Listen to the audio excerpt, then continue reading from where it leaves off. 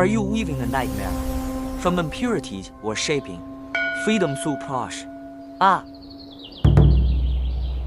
Hello friends, welcome to today's program. Today, we will delve into the profound teachings of Buddhist scriptures to deeply expand our understanding of the dream. To begin, let us look directly at a core passage from the Heart Sutra that is incredibly familiar to many. Bodhisattvas rely on Prajñā because their minds are free from hindrances.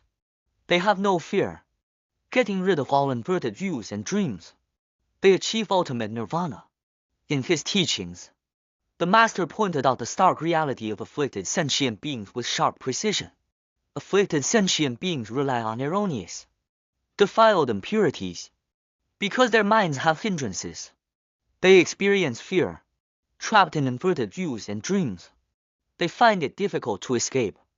The most fundamental difference between the two lies entirely in what you rely upon. Bodhisattvas rely on Prajñā, awakened insight and view, whereas afflicted sentient beings rely on erroneous, defiled impurities.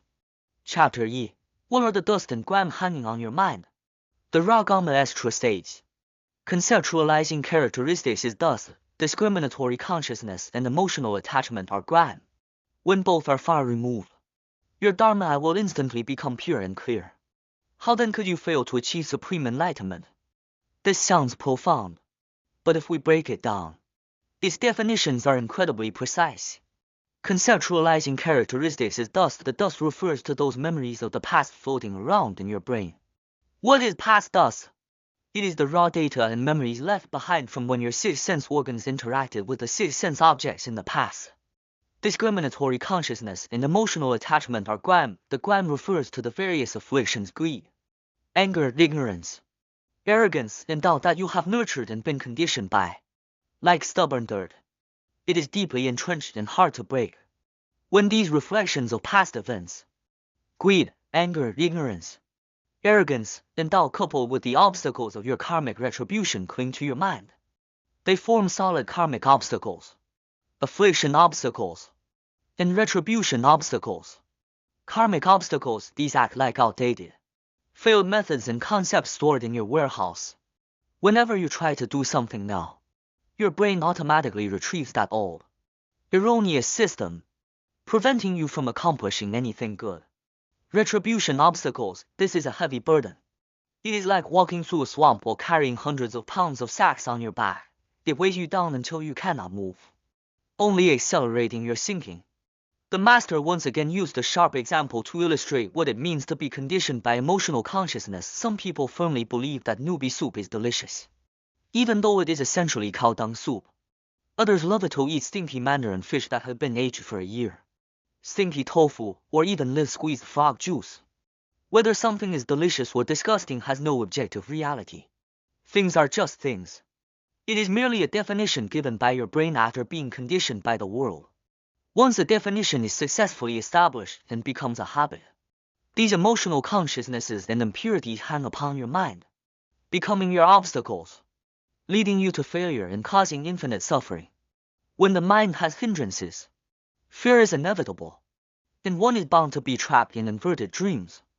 To be inverted means you have gotten it completely wrong, entirely reverse. Chapter R. Where is the turning point between night dreams and daydreams? How can we truly and thoroughly understand that this world is a grand dream? The Master pointed out that the nighttime dream experience that everyone has is the best and most direct point of entry. At this very moment, we are in a dream, and the Buddhas and Bodhisattvas are also in a dream. The difference is Buddhas and Bodhisattvas perform magnificent Buddhist works within the dream, while we perform inverted, delusional acts within the dream. There is an exquisite turning point between the two. The exact second you lie down in bed at night and enter your nighttime dream, your daytime dream, the reality of the world completely vanishes. Nothing exists anymore: your home, your bed, your house, your car, even your body, all gone. In the exact second you wake up in the morning from your nighttime dream, whether you experienced ultimate ecstasy or the terror of being chased by ghosts in that dream, it vanishes into thin air in an instant. In your nighttime dream, you believe just as firmly that everything is real. If you didn't think it was real, you wouldn't indulge in eating, drinking, and playing. Nor would you feel fear, pain, then distress. The Bardo dream, the night dream. In the daydream all follow the exact same logic. It relies entirely on the habits you formed while alive. Whatever impurities you have established, you will do the exact same things in your dreams. You identify that habit as yourself, you accept it. It becomes you. And you are left with no choice but to spin endlessly within the nightmare of your own weaving. Chapter 3. Your destiny is the environmental retribution you shape with your own hands. In this daydream, you are also shaping everything. Your body is your primary retribution, while the environment that exists in dependence on your body, the people you meet, the things that happen, and even the country and laws under which you live is called your environmental retribution. The law of cause and effect never fails. If you have been willing to respect others and planted the cause of respect, you will inevitably attract an environmental and primary retribution where everyone respects you. If you are habited to calculating and scheming against others, you are destined to be born into a country of schemers, a family of scheming parents, and even your marriage will be full of manipulation. Even the disasters the Buddha faced during his lifetime, such as being forced to eat horse fodder or suffering from a headache for 3 days, were prior causes he had shaped himself in the past. To expect a result without a cause is a distorted view, wrong view. So, what kind of future are we shaping for ourselves every day? People often use an inverted view to keep score. If this person treats me well, I want them to have it good. If I look down on this person or they treat me poorly, I will find excuses to hope they don't succeed. But the law of cause and effect does not engage with your subjective biases. Whether others are good or bad is a result of their own actions. It has nothing to do with you. Regardless of what you think, the moment you create the cause of not wanting others to succeed, your destiny's program is successfully set. In the future, you will inevitably encounter environments and people that torture you and keep you from succeeding. Everyone wants to have it good. Buddhas and Bodhisattvas want to have it good, and sentient beings want to have it good. However, because sentient beings have wrong views and inverted behaviors, all they receive is suffering. On the other hand, because Buddhas and Bodhisattvas have correct views and act according to the Dharma, all they receive is peace, joy, and freedom. The Master provided the simplest and most encompassing right view to alter one's destiny. If you wish for others to have it good, you will become good. If you fear others having it good, you will never be good. Conclusion: do you want to be a flower or a septic tank? Faced with a world full of negative frequencies, different levels of wisdom lead to entirely different actions and results. The people and events in this world can generally be categorized into the types of fertilizer. The wise person.